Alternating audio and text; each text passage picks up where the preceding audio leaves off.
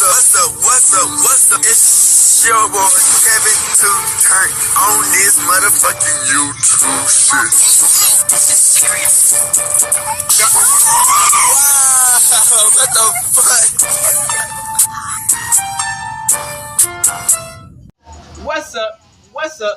What's up? It's your boy Kevin to turn on YouTube shit. Hey man, say man, we are lit, eh? Lit that cheese, man. Turn. Motherfucker, day. Show hood outside. Big crib in it. Gang, show hood outside shit, man. Free Palestine, free Congo, Russia do your thing, and Texas, stand the fuck up. Each day is a new day to be a better version of yourself. Never let somebody bring you down, always fight back. Never let somebody tell you who you are, but also never put yourself in a position alone. Let's stay humble. Let's go on a revolution. On this moment, keep Yahweh first. Come and choose a black Hebrew Israelite as a real Jew. We out here. Alright. Today, it's your motherfucking day. Show hood outside. Big crib in it. Gang, show hood outside shit, man. Turn up, nigga. Bruh, this shit getting wild, man. You feel what I'm saying, man? Like I said, man, you know, a lot of these celebrities, man, we really don't know these motherfuckers until years and years of when they get older. And still might not even know these motherfuckers then. You know what I'm saying? Because a lot of these motherfuckers are really good media trained to an extent. You know what I'm saying? And, you know, we looked at this person. Like I remember when he first came out and he made that song, I was like, man, this motherfucker's fake. But we got Justin Bieber, bro. Everyone wants to say, oh, Justin Bieber, he's so innocent, he this and that, and this and that. Bruh, Justin Bieber is a manipulator. You know what I'm saying? I see right through it. You know what I'm saying? I'm not going with the, what everybody say, oh, he manipulated, he did this, and oh, I feel so sad, but he did this. Bruh, y'all gotta understand, man, this motherfucker got hella rich. Like, the fuck? What the fuck these niggas be sorry for, bruh? You get feeling sad for these rich ass motherfuckers. You know what I'm saying? Like, the fuck going on? Goofy ass, these motherfuckers be rich as hell. And then when some shit happen, they're like, oh my goodness. So we got Justin Bieber, man, getting exposed, man, for his songs. He didn't write half his songs. And also his church cult that been going on recently that people been talking about. You know what I'm saying? So we got this video. Hope y'all enjoy it. Let's get into it.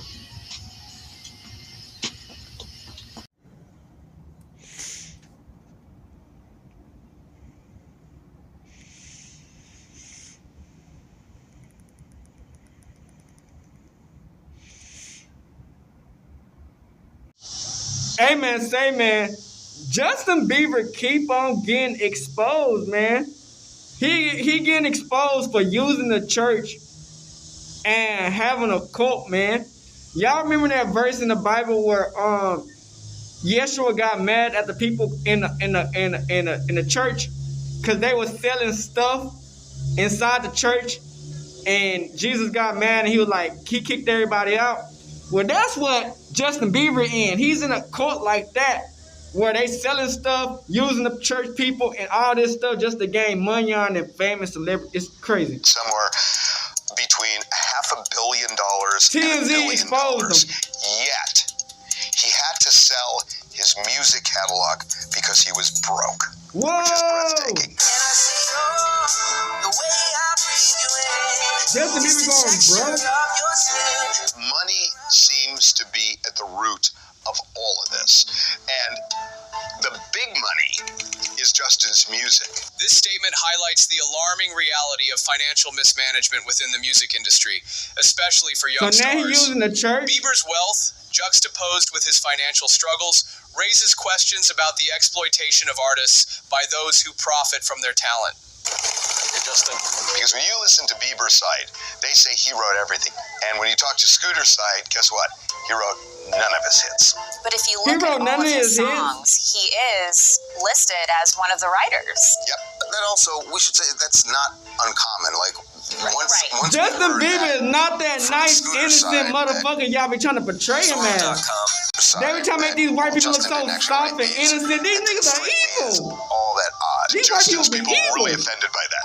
Ain't not no I'm sure they soft, were. delicate They said flower. he These motherfuckers be actually evil. wrote those songs, but you can technically. You think Diddy just let's forced say him to do all Justin that gets goofy a demo, shit? and Come on, man. We know that Don't he be no got demos idiot. for some of these hit songs that were written by other people. We've spoken to the people who actually wrote them and sent the demos to him. If Justin says, you know what, I don't like this note, and he changes one note, well, that's it.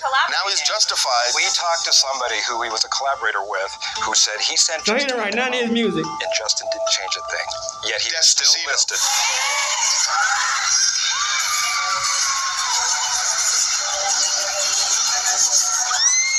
Pooh Bear wrote that song that he recorded, and what we're told, and this is not from Scooter's side, this is, we know this, that the artist says that he did a demo for Justin, and not just a demo on Despacito, but on every song he wrote, and Justin never changed the demo, didn't change it a bit, that the demo is So they exactly put him as a co-star? like the recorded song. So Justin was basically a singer.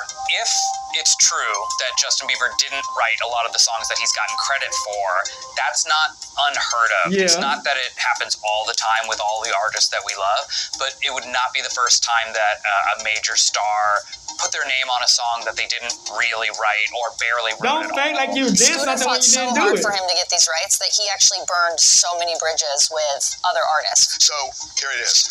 Pooh Bear, what do you mean, Despacito? Pooh Bear, what's poppin', Ed Sheeran and Benny Blanco, they wrote Love Yourself, and after the song was released, Ed Sheeran did a documentary, and you see the two of them recording the song, writing the song, and Justin's nowhere inside.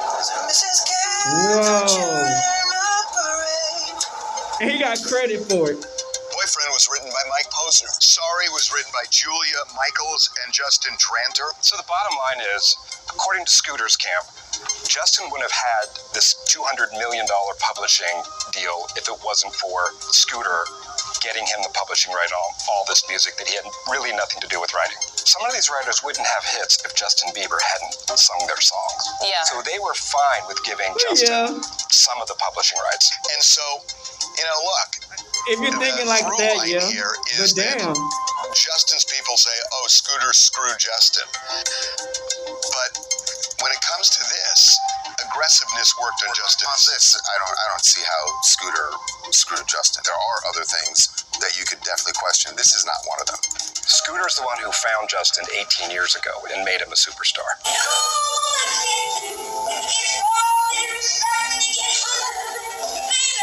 That's what he does. That's what he's supposed to do. But Justin has such a different story about the beginning. You know, he was only 13 years old. He saw Scooter as a father figure. He put all his trust in him. And looking back, he feels like he was fleeced. He feels like he was bamboozled in this entire working career together. Was he bamboozled? How was he bamboozled? What specifically did Scooter do to hurt him? Who's telling Justin that he was bamboozled? Who's telling him? But no, that's people right. are in his That's ear. There are That's outside right. influences that may have Yeah. played a factor here. It's so crazy because when you think of Scooter and Justin's relationship over the years, they were so close. You know, you could see that Scooter did love Justin like a son, and Justin did love Scooter like a father. You could totally see that just from their interactions over the years. We have that clip of when Justin was a kid and he wanted to buy a toy helicopter, right? And it was Yeah. Scooter who was saying, no, you can't, you don't need this.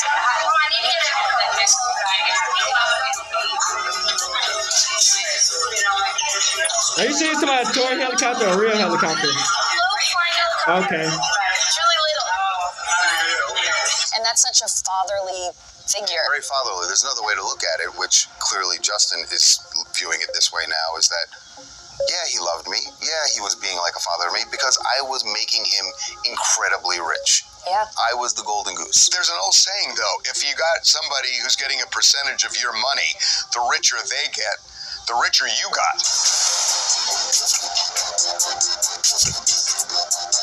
and this is a tale that is as old as the music industry, yes, there's always going to be someone else who's making money off the artist, but if the artist feels like that person is getting too much, then this is where you end up.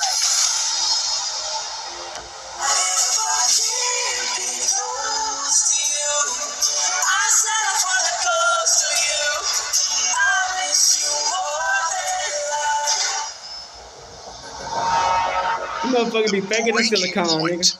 For Justin Bieber and Scooter Braun, but really Justin, is the Justice Tour.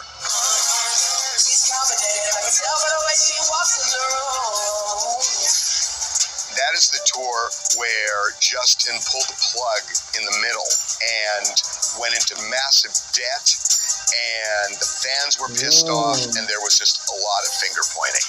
So the show kicked off in February 2022.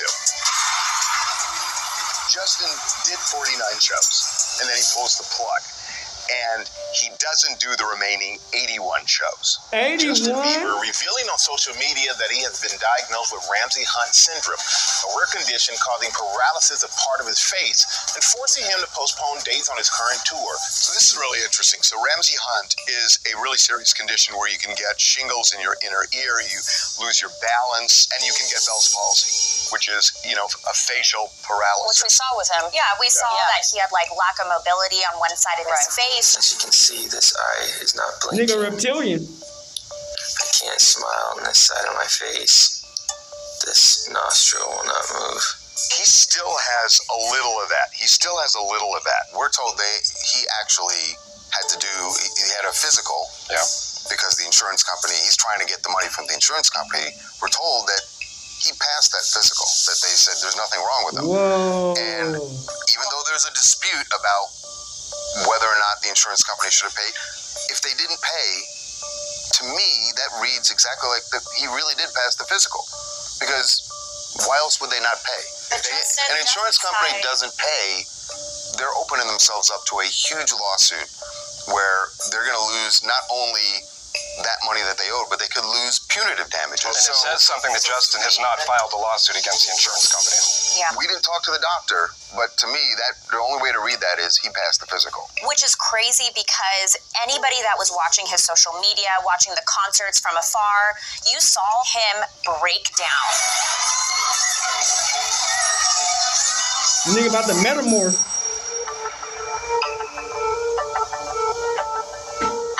His whole face about to pop off. When the tour first started, he immediately got COVID. So he was sick from that. It started off terribly. And then he gets the Ramsay-Hunt syndrome. And we see him on stage crying, breaking down to the audience. And everyone's like, what is going on with Justin? He's not in a good place. So the fact that he was able to, allegedly do this physical and come out of it looking pretty healthy, it doesn't add up to what we saw. Don't you think now that we know about the insurance policy and that he had to go through this physical, I look back at those social media posts as him trying to make it clear, trying to make a case for, I need to get this insurance money. Scooter's camp has told us he just thinks Justin wanted to go home. Right. That he was just tired, he wanted to spend more time with Haley, he wanted to go on vacation, he wanted to live his life without going on tour. Yeah, but then our Justin sources say that he was set up That for nigga's failure. in a slave contract. He was put out there like a show pony to do all these tricks and shows every single night. There's an advance. Nigga in a slave contract. We know this from both sides. Nigga want all that money, but you got to be in a slave contract. AEG, which through the concert gives Justin a $40 million advance. When Justin cancels the tour, AEG says, hey, you owe us $24 million. And Justin's like, I don't have the money. And so Scooter's company, Hybe, they say, look, we'll assume this debt and we'll pay it off for you, Justin. So Justin then signs a note saying he'll pay Scooter's company that $24 million back over a 10-year period. And he makes one payment, and this is where the conflict starts. So we're told from Scooter's side that Justin's people called and said he doesn't have the money to pay anymore, and he's never paid another payment. Now, from Justin's side, they're saying, well, his accountant, his business manager, Lou Taylor, started digging and said Scooter was way overpaid commissions. Justin said, you screwed me. You took way too much in commissions. So Scooter orders an internal audit from Hive, his company, and they look at all the books, and they come out and they say, guess what? Justin owes me $1 million. I don't owe him anything. He owes me $1 million based on the audit. But see, if I'm Justin, I look at that and say, well, of course you guys are going to say that. It's your company. It's Hive that did the audit. And we know Justin's people said that. So Scooter then hires an independent company, Pricewaterhouse. Same people that do the Oscars. They do the Oscar tallies. They're a very respectable independent accounting firm. Pricewaterhouse spends 6 months doing an audit, and it comes back in April, last month. It comes back, and it shows Justin did not owe Scooter $1 million. He owed him more than $8 million. Oops. Almost $9 million. Oh boy. Almost $9 million. Remember, Justin's the one who asked for this independent audit, and he gets it back and it says he owes $8 million. The revelation that Justin Bieber's audit suggests he owes a staggering amount amplifies the narrative of betrayal and mistrust. As he grapples with his finances, this situation reflects a broader issue of transparency and accountability in artist management. So that whole plan has gone south. What we found out is that after that, he doesn't like that number. His team does their own audit, but they won't tell us what the results of that audit says something. And we've been talking to both sides, and they will not say anything about it. They won't dispute the $8+ million figure. But we were told he doesn't even want that money. Head ass. Congrats. That sound like Cap to me. Who don't want an extra $8 million? By the way, if Justin had just finished that tour, Cap ass. he would have made $90 million. Damn, That's bitch. what I thought we heard, $90 million. When you're rolling in dough, all of this doesn't matter that much. When you're broke and you want to start blaming people, that's when it matters. When you broke as fuck, I was like, where my $90 million go, bitch? Justin's side acknowledges, because Scooter's side was saying for a long time, this is because Justin's broke. And Justin's side, Charlie, we were doing this story where Justin's side was saying he doesn't have money trouble, he has plenty of money and There's everything no else. truth to that. There's been a lot of rumors for a while that he's been having money problems, but we were told consistently he's not having money So problems. I'm on this call, and Should they be so fake with what they talking about? We don't know what they believe in these days. 2022, he was on the verge of, and the words were financial collapse. Damn. And that's why he had to sell his catalog. He was so broke in 2022 that he had to borrow Will Bracey, who was a member of the church. His COO. His COO. He had to borrow Will's credit card so he could go play golf. That's how broke he was. He could not afford a round of golf. But it's not cheap to be the biggest pop star in the world. This shocking admission underscores the paradox of fame and financial instability. They be using the church. It They using it reveals as a how cult, the pressures man. of celebrity life can lead to reckless spending and ultimately a desperate need to reassess one's financial decisions. He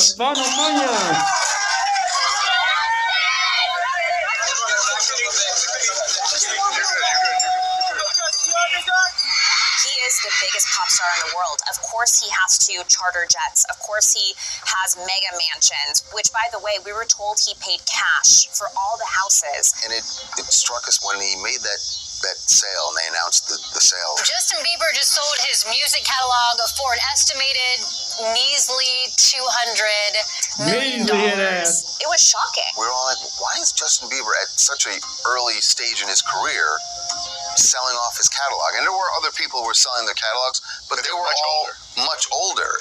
And so it was like, why is he selling this? Sold out of desperation. Justin Haley and Michael Rhodes, his attorney, went to Scooter and said, we got to sell this catalog. Scooter said no, and finally when Scooter realized they were going to sell it, this was in December, Scooter said, at least wait until January because you'll get a tax break if you wait till January. And Justin said, I got to sell it now, and he sold it in December. That's how broke he was. But, you know, how on earth do you blow through $1 billion? Easily. 8 buses. buses, one 10 new mega dual homes, renovation for $2 million 8 buses, insisted on flying Cancun, on only heavy jets. Can't take a light Buying regular hoes, jet. Birkin Justin bags. really wanted Justice to. tour. Yeah, on the Justice Tour. In this segment, we explored Justin Bieber's shocking financial collapse despite his massive fortune. With cult-like Goofy. influences surrounding him and mounting debt, the star's life reflects That's a why he cautionary turned tale on of Diddy. fame gone wrong.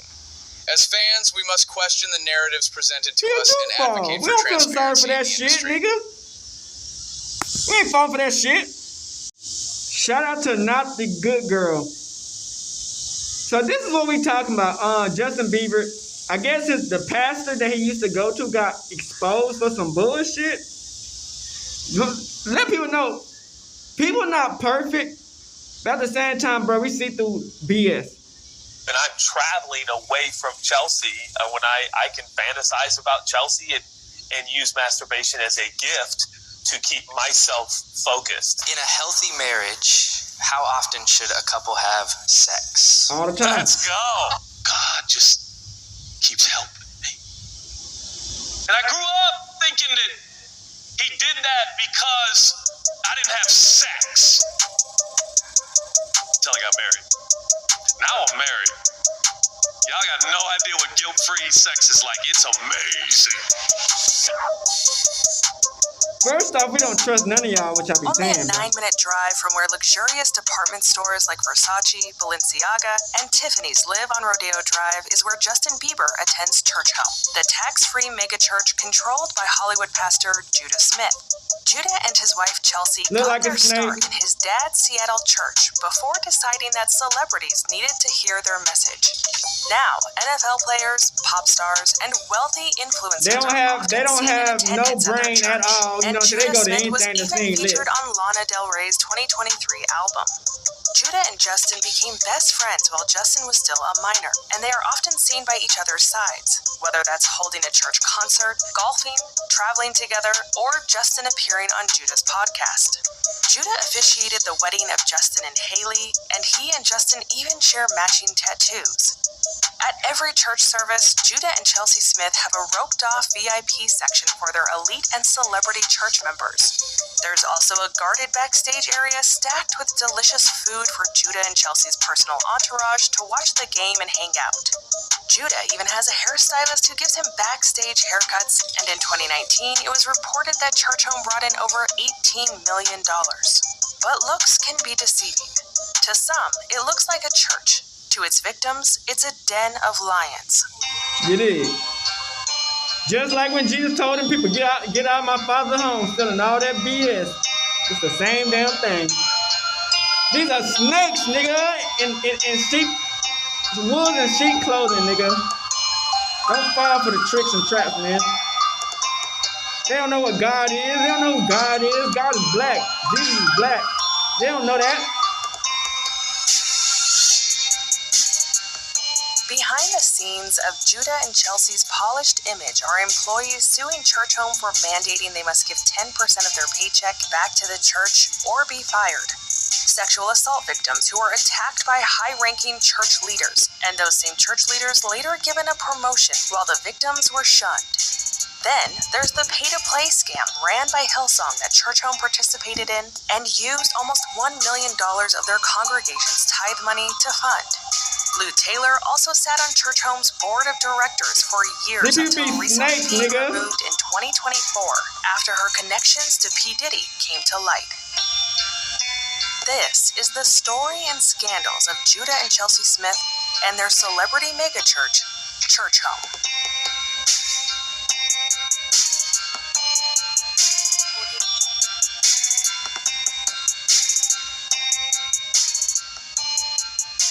Before we begin, a quick note from the sponsor of this video.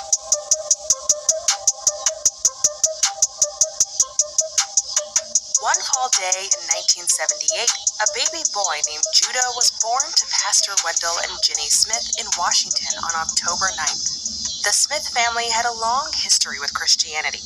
By the time their son took to the pulpit, he was a seventh-generation pastor. Judah's father had started his own congregation in Seattle. Wendell founded the City Church in 1992. It was a non-denominational evangelical assembly.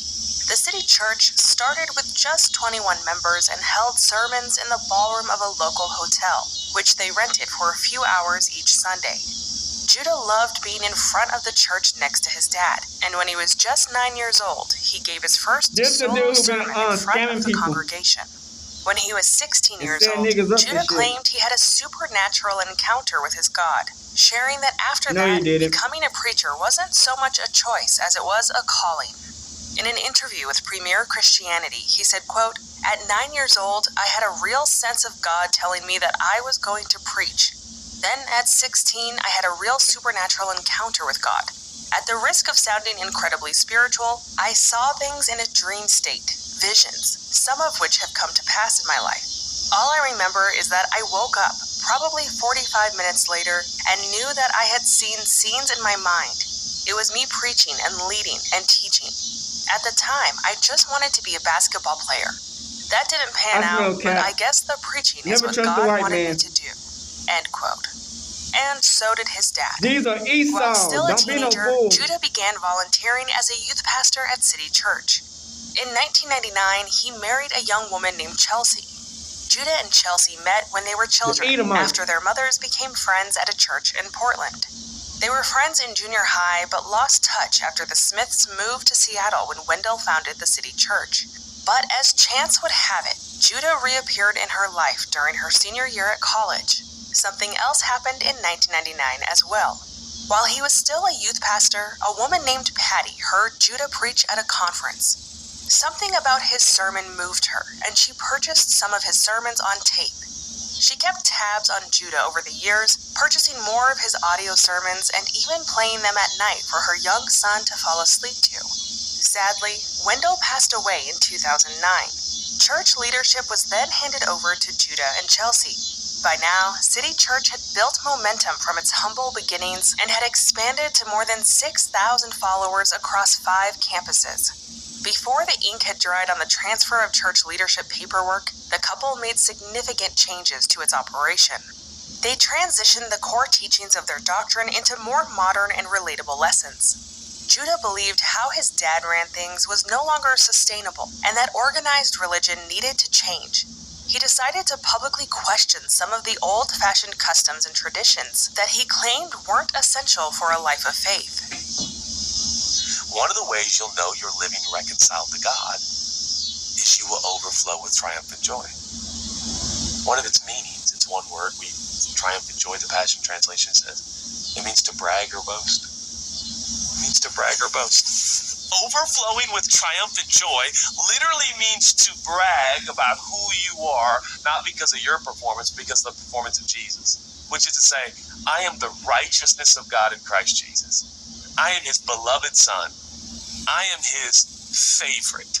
My friend texted me the other day and said, "Sorry, Judah, I believe I'm his favorite." And I text back and said, "You sure are." But what I didn't write back in the text is, "And so am I. And I'm convinced, and you can't unconvince me. I'm his favorite." Things just work out for me. I gotta tell you, church, things just work out for me. I always win.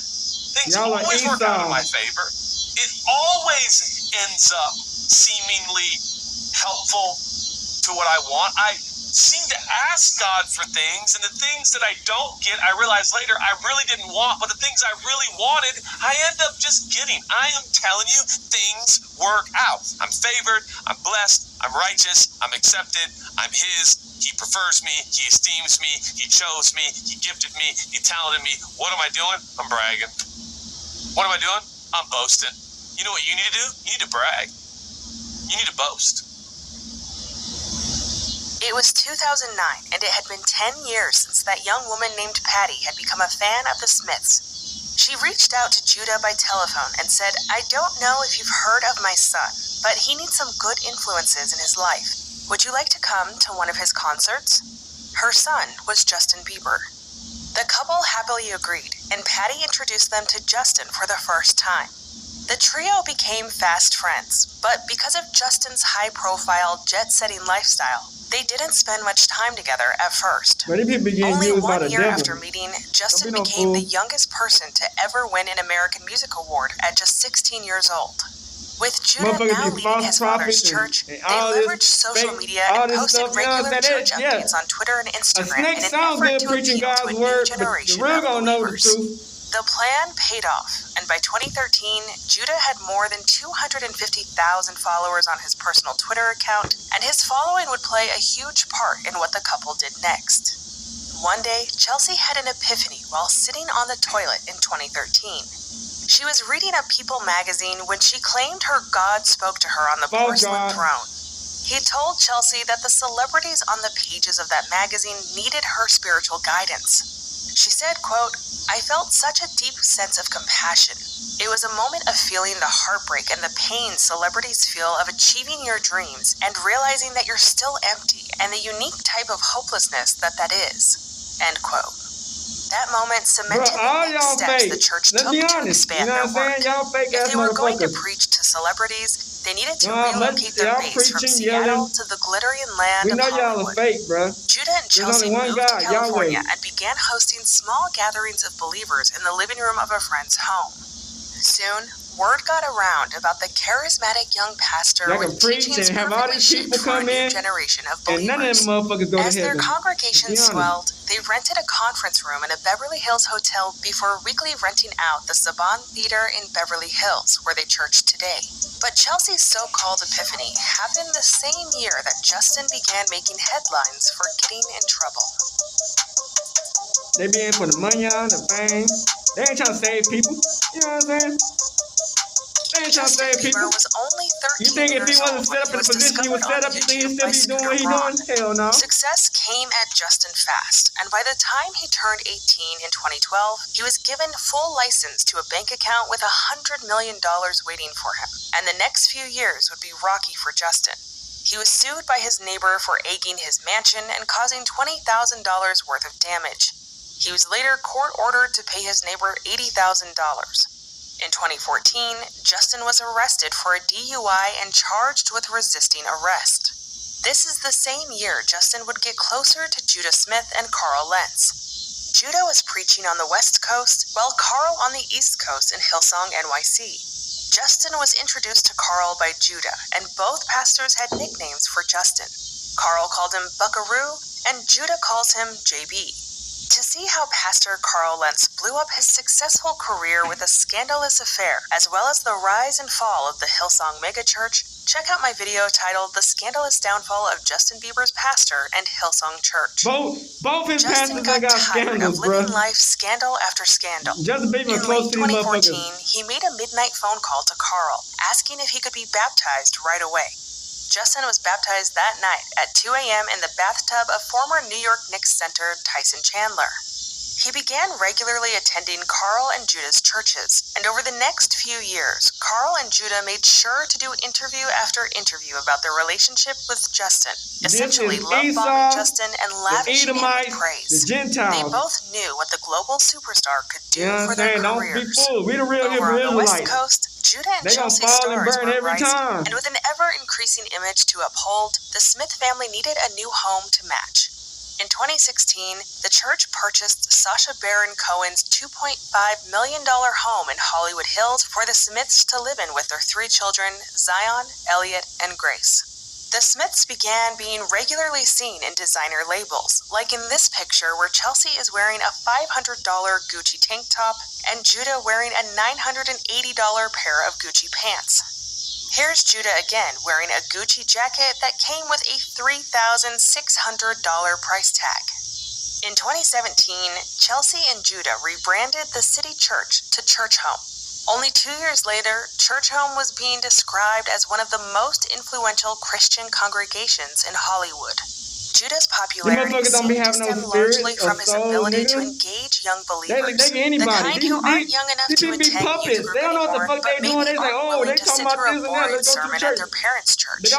Many who attended Church Home called Judah's preaching style charismatic and humorous, with an ability to make biblical teachings relatable and engaging for a broad audience.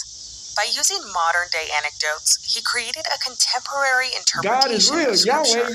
Instead of a hellfire and brimstone approach, which is often popular with big-name megachurch pastors, Judah focuses on positive aspects of faith, like love and acceptance of everyone, no matter their race, religion, background, sexuality, of course, Esau, or the life Edomites choices. say that because they know In the fact, truth. the more broken, You the think they don't better, know the as truth? Judah They often know the damn preaches truth. that, quote, God loves broken people. But this pro-acceptance God hated stance is in Esau. contrast with Judah's views from before he inherited the pulpit. God In a hated 2005 Esau. He loved profile by the Jacob. Seattle He Post hated Intelligencer, Esau. Judah was said to have told a group of followers that, I always quote, remember that. President Bush's Supreme Court nominations would be Don't be essential no to fool out determining here. whether or not we will continue to murder innocent lives in the womb of our Y'all did that. Y'all did that to black people all the time. When it came to his views on homosexuality, preach he said, quote, some it's positivity. a Y'all did that sin, to black the people. same as murder, rape, or living with your girlfriend, end quote. In recent years, Judah hasn't answered direct questions about his views on abortion and homosexuality. However, in a Marie Claire interview in 2019, he stated, quote, we have grown significantly in the past 15 years.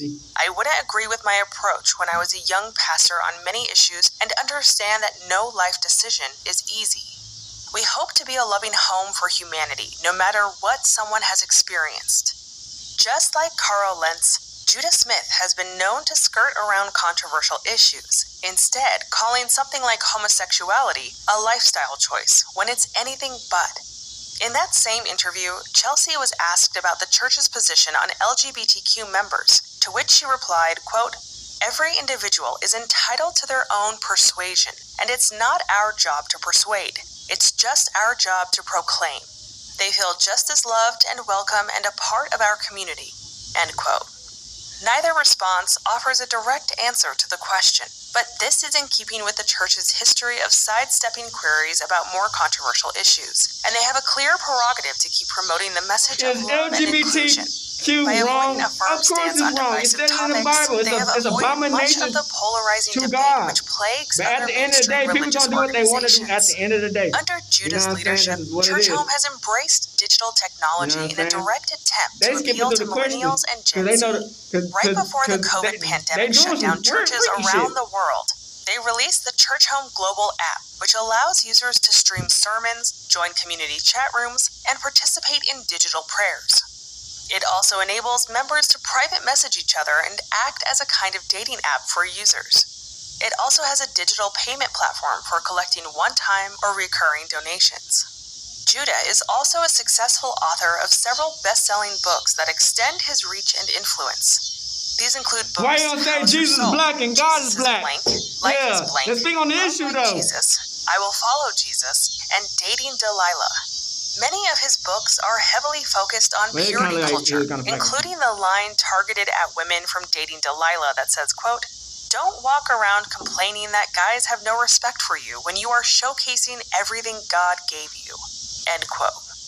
Even though Judah sends mixed and vague messages around acceptance, he manages to find a way to attract newcomers to his church, mostly by emphasizing his relationships with high-profile celebrities. When things began to fall apart in Justin's personal life, he reconnected with Judah. Justin was drawn to the pastor's devotion to his wife, his family, and his friendships. In a GQ interview, Justin commented about Judah, saying, quote, he put our relationship first. My whole life, I had a broken family, and so I was just attracted to a family that eats dinners together, laughs together, and talks together, end quote.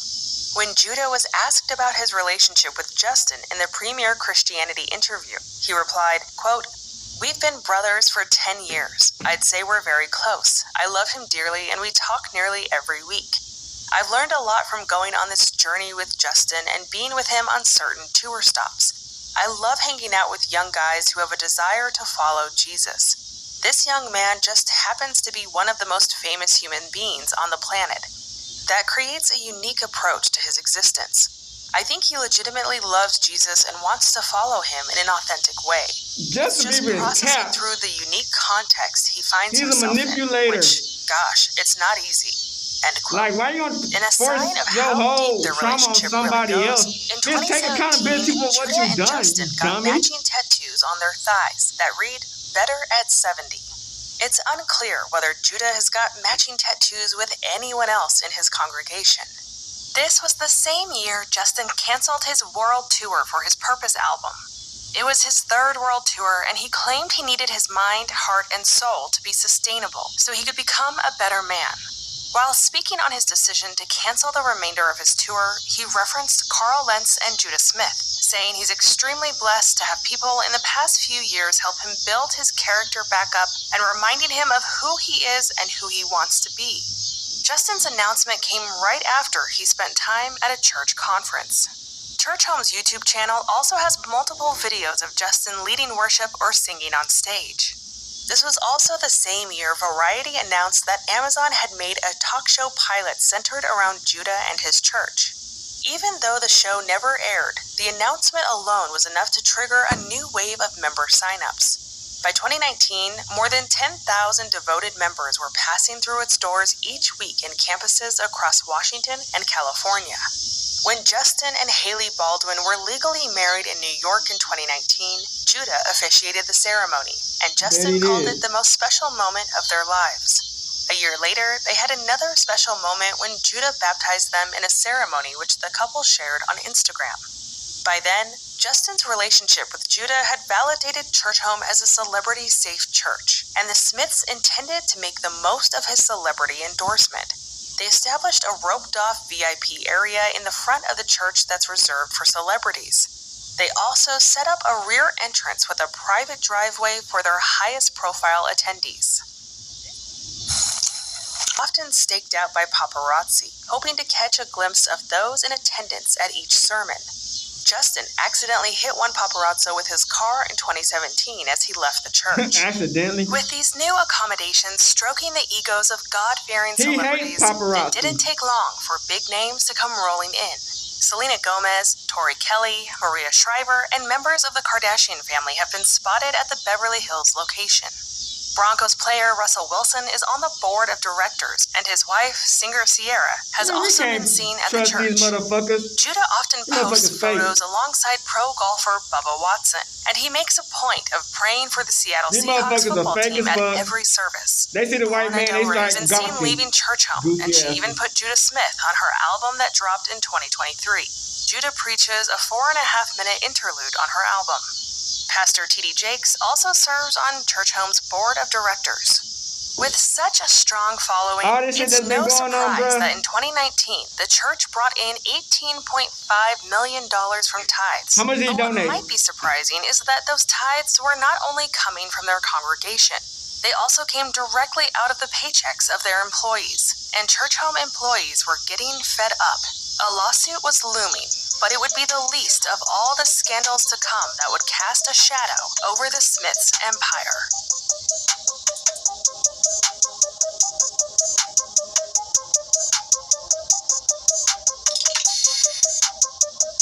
In early 2023, a video editor employed by the church filed a lawsuit against Church Home, alleging they were forcing her to 10% of her wages as tithes.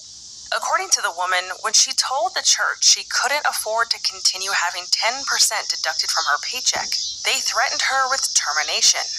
In the lawsuit filings, the woman alleged that staff had been fired in the past for not giving at least 10% of their wages back to the church, and that Judah had quoted passages of the Bible to them to imply that, quote, employees should sell their possessions and belongings rather than fail to give 10% of their paychecks back to Church Home. End quote. Taking money out of one's pay for donations or tithes breaks several Washington state laws. Church Home responded to the lawsuit by saying that the First Amendment protected their rights to take their employees' money. They also claim that, quote, the Bible teaches that all Christians should tithe. Church Home intends to vigorously defend the rights of all religious institutions to live, teach, and model their faith through their employees. End quote. The megachurch behind me here in Kirkland, Church Home, is being sued by an employee who alleges she was threatened with termination when she couldn't afford to donate or tithe to the church.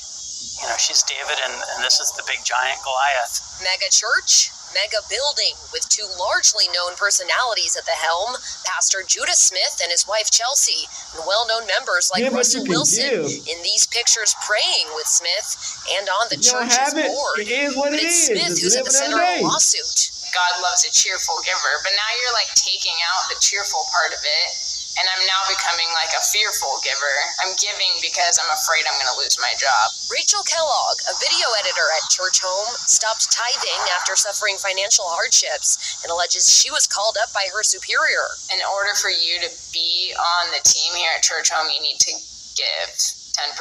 You need to tithe. And that's really when it hit me. It was just like, wow. Tithing, the age-old practice of donating money to a church, is usually voluntary. Kellogg alleges the practice wasn't included in the job posting. Also in the suit, screenshots of messages like this between an alleged manager. One shows him saying, "It is expected if you're on the team that you tithe, and if not, it does sound like that would lead to being removed from staff." Church Home responded to King 5 saying, quote, "The First Amendment protects a church's right to restrict employment to those employees who choose to abide by church teaching." That's something Kellogg's lawyer says is irrelevant. We don't think that this is a First Amendment issue. Rather, it's Washington state law he alleges they're breaking. It's called the Wage Rebate Act, and it essentially says that it's unlawful for an employer to collect or receive a rebate of wages. Church Home told King 5 they plan to vigorously defend the rights of all religious institutions to live, teach, and promote their faith. And then they want you to give your paycheck back to the church? What type of Ponzi scheme is that? They are not supposed to be doing, but are getting away with. What type of Ponzi scheme is that? On making this a class I'm doing all this lawsuit. work. Y'all pay me, and I still gotta pay y'all, and I gotta pay the taxes to the government. Right back Come to the on, boss bro. was far from Church Home's worst behavior as a church and an employer. In 2019, it came to light that not only had one of their pastors been at the center of SA allegations, but Judah and Chelsea knew about them, investigated them, proved them to be true, and subsequently retained him as an employee. Braylon Oliver was first employed by Church Home when Chelsea and Judah took over from Wendell. He worked as an intern while attending Church Home College, and he exhibited some alarming behavior. He was charged with 3 separate DUIs and pled guilty to 1 misdemeanor charge of driving under the influence. Then, it was documented with the church that Braylon was texting underage girls and even drinking with an underage girl in his apartment. His roommate reported it. Despite all this, Church Home made Braylon the children's pastor in 2015. One Church Home intern told the Roy's Report she became disgusted with Braylon after hearing him make sexual comments in front of the children and putting his hands on other female interns in an inappropriate manner. She reported these incidents to Jonathan Smith, Judah's cousin.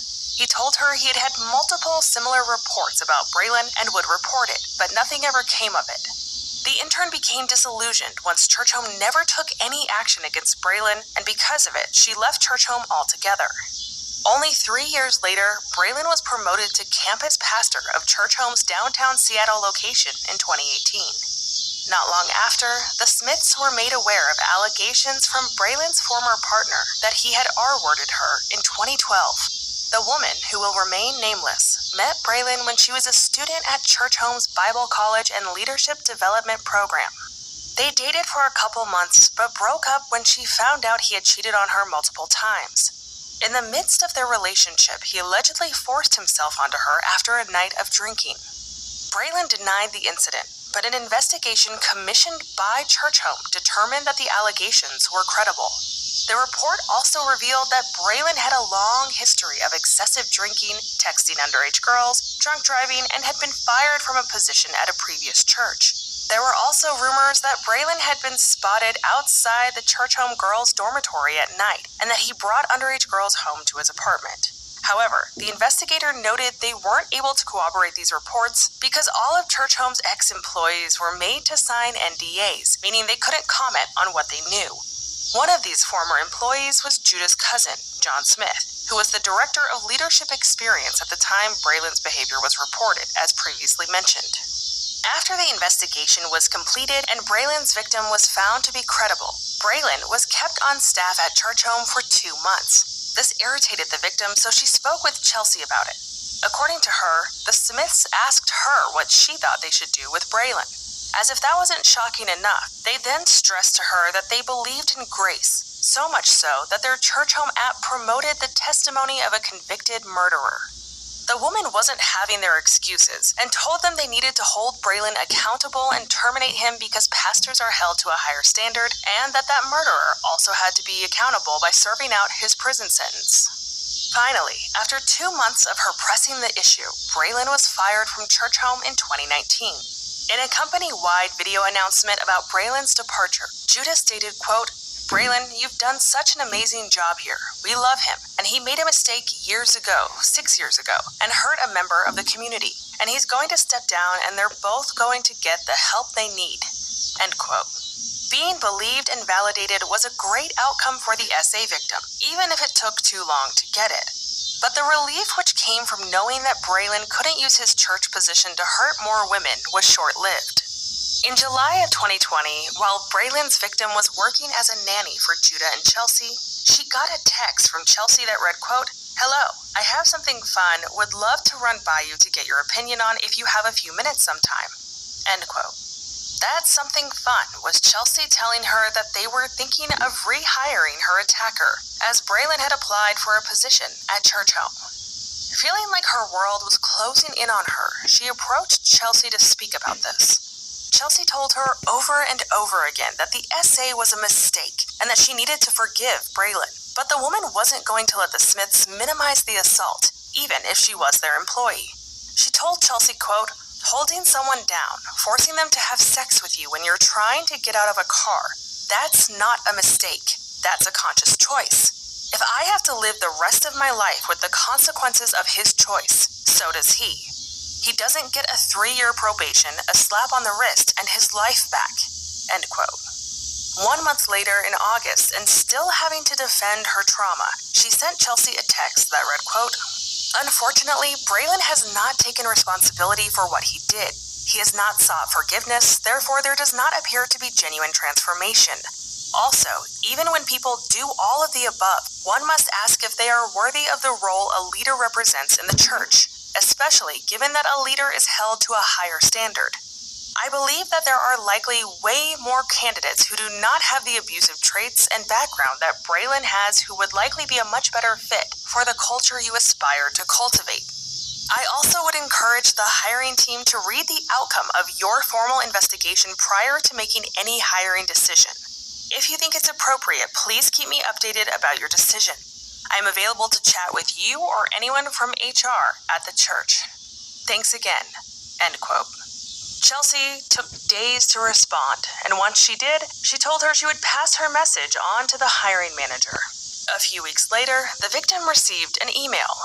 It was from a Church Home email blast, meaning it was sent out at once to everyone in the congregation, and to her horror, it announced that Braylon Oliver had been rehired as the church's donor relationship manager. Ironically, stated right above Braylon's head, the announcement read, "Thank you for your continued trust and generosity in Church Home. We are being more intentional than ever to make sure that givers of our community are seen, heard, involved, and connected with." Chelsea and Judah hadn't even bothered beforehand to privately tell their nanny of Braylon's reappointment. By this point, the victim had been taking care of the 3 Smith children for several years. In 2023, the Roy's Report website posted a story about Braylon's hiring, firing, and rehiring. As part of that report, Judah and Chelsea were asked why they rehired Braylon. They responded, quote, "Church Home believes in the grace and redemption demonstrated through the love of Jesus. Braylon had demonstrated spiritual and personal growth since the alleged incident occurred in 2012, and he went through the investigation of the candidate for the role and was offered the position. It's important to note that Braylon's response to the additionally due his Church Home job in 2019 with maturity and humility. When Braylon applied for his current role, he was the best candidate for the role and was offered the position based on his skills and abilities. Additionally, due to his growth and biblical principles, we firmly believed in his restoration and reconciliation." End quote. It's important to note that Braylon's response to the initial investigation was to deny the SA ever happened and then to say that the victim only came forward after years later because he was so successful, and she envied that he was married and she was single. He never admitted what he did or apologized. 2 weeks after the Roy's Report published the story, Braylon Oliver resigned from his position at Church Home.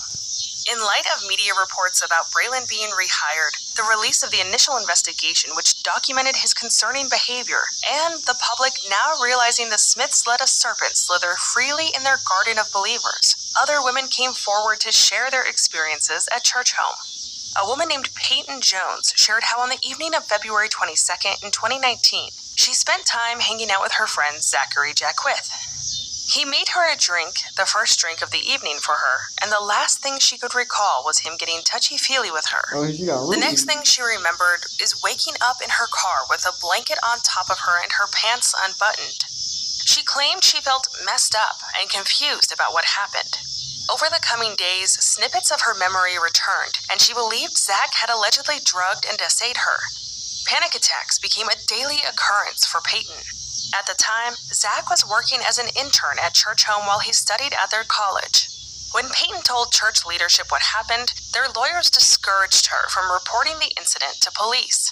They told her not to worry and that they would take care of Zach internally. Taking care of him only meant a 2-year ban from church home campus and college housing, a consequence which Peyton called a slap on the wrist. It became clear that church home's reaction wasn't just about protecting the church. As it turned out, Zachary's father, Justin, is a church home pastor for their Guadalajara, Mexico chapter. He was also a ghostwriter for many of Judah's top-selling books. Peyton did end up making a police report, but no charges were ever filed against Zachary. In his initial response to the investigation, Zachary stated that everything was consensual, but later changed his story to say she was the one who essayed him, not the other way around. He then sued her for defamation and is now a TikTok and YouTube personality with over 18 million followers across both platforms. So there's that. Another woman came forward soon after Peyton went public to say she was kicked out of Church Home College after reporting the rape of a fellow student, which was partially witnessed by another student who backed up both women's accounts. But when the woman told church leadership, including Judah, about what happened, they removed her instead. Damn. They said she had broken their rule of not drinking alcohol on campus. The incident was reported to police, but no charges were ever filed. In 2018, another woman on the worship team reported to Judah's cousin, John, that she had been essayed by a well-liked worship leader. Instead of holding the popular worship leader accountable, she was kicked off the worship team and told she couldn't be trusted around men.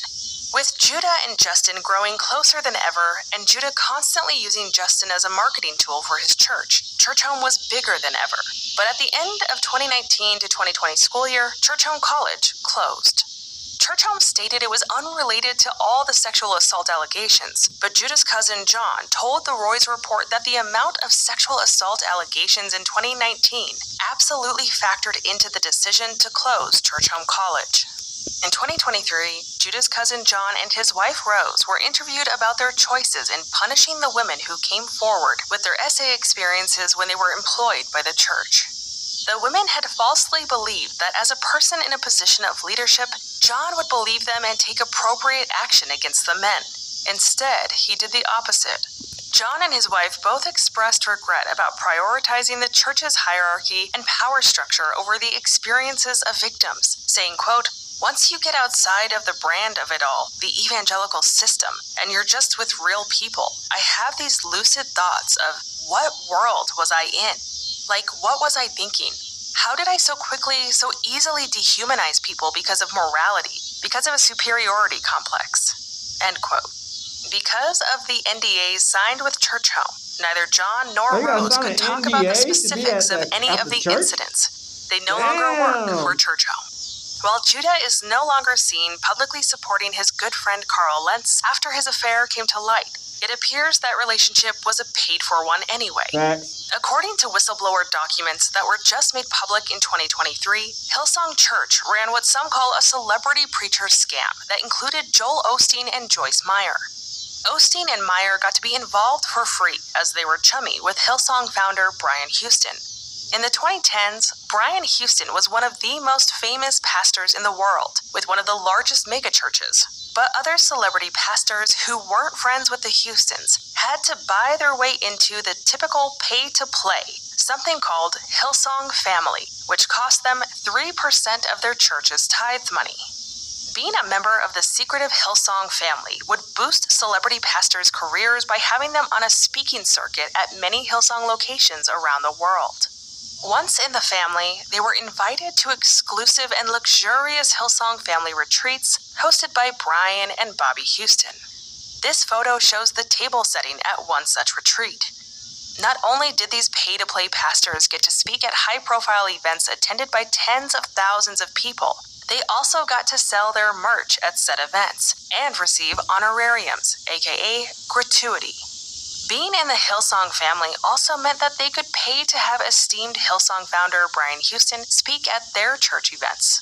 Judah and Chelsea Smith were the second highest paying members in the celebrity pastor scam of Hillsong family, secretly paying in over $858,000 of church home's tithe money while telling their employees they needed to give 10% of their paychecks back to the church. The Smiths joined Hillsong family in 2011, only 2 years after they were introduced to Justin Bieber by his mother. Being a part of this celebrity preacher scam, it's no wonder Judah went out of his way to introduce Justin to Hillsong's golden boy, Pastor Carl Lentz, meaning that a high-profile Hillsong pastor gets to become close with a global superstar, and the one who introduced them gets the kickbacks via the family. Judah and Carl have not been seen together since Carl Lentz's affair was made public and the Houston scandals came to light around the same time. But that's not surprising, as Judah and Chelsea's paid-for family is now bad for their image. It seems that the controversies surrounding Church Home are nothing more than a mere distraction for the Smiths. Outside of their regular church services, Chelsea and Judah host a podcast and are paid to speak at various corporate and religious events across the country. They made headlines again in 2022 after speaking about masturbation and their sex life in a now-deleted Instagram Live video, as if anyone needed to know. Judah called masturbation a weapon they could use to help them, and Chelsea claimed self-pleasuring falls under the standard of personal conviction, saying, quote, "What is your personal conviction? How can you use it as a tool and as a weapon to use it for sexual purity and not against it?" Judah claimed he wanted to change the storyline about married evangelicals and sex, saying, quote, "There is a perception that Christians are dull and non-sexual, but Chelsea and I have a lot of fun and enjoy each other," end quote. In 2021, Judah was featured on Justin's gospel album on the song called "Where You Go, I Follow." While the lawsuits against Church Home are still ongoing, in more recent news, Lou Taylor was removed from Church Home's board of directors in 2024 after her company was implicated in the P. Diddy lawsuit. If the name Lou Taylor sounds familiar to you, that's because she was Britney Spears' business manager and allegedly the one who suggested the idea of a conservatorship to Britney's father. An abusive conservatorship that Britney was controlled and abused in for 13 long years while Lou managed her. Scooter Braun, a friend of Lou Taylor's, discovered Justin Bieber and became his manager until June of 2024 when he stepped down from working as a music manager after a plethora of scandals and negative press came to light. With all these artist managers and celebrity pastors circling like sharks in the water, it will be a miracle if Justin gets out unscathed. More recently, he and his wife Hailey Bieber announced they are expecting their first child. In May of 2024, they flew to Hawaii where they hosted a baby reveal and a vow renewal ceremony, which was officiated by none other than Judah Smith. While Justin has spoken at length about his sobriety journey, he was seen holding a glass of red wine during the ceremony. This has been the scandals of Pastor Judah Smith and Church Home.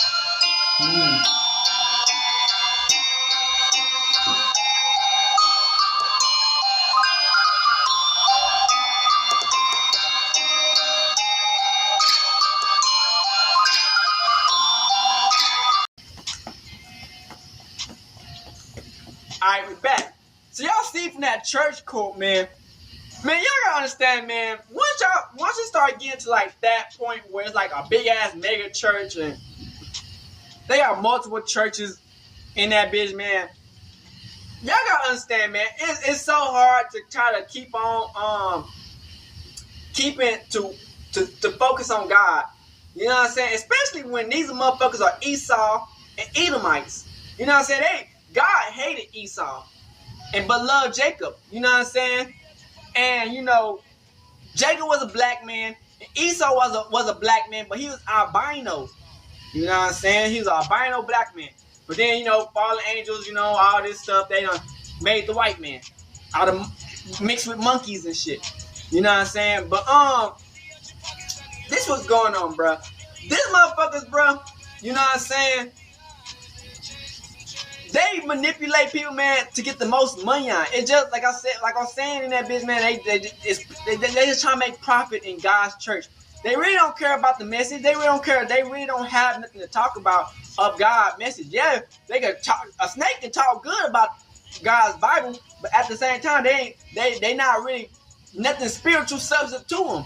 And then you got a lot of fake phony sheeps who follow these motherfuckers and then get caught up when they find out this shit be on some phony Ponzi scheme. And then Justin Bieber didn't write none of this shit, which we knew. You know what I'm saying? Like, you can tell his whole style was created. You know what I'm saying? He's like an NPC. You know what I'm saying? He like a creative player. You know what I'm saying? Like the industry try to force on us at the end of the day. But hey, we out this bitch, and yeah, hood and outside, big crib, gang, outside shit. Hey, Dad, you know, dog, when we link up, dog, this shit be legendary. You know this instrumental, you the engineer on it, so Kodak everywhere.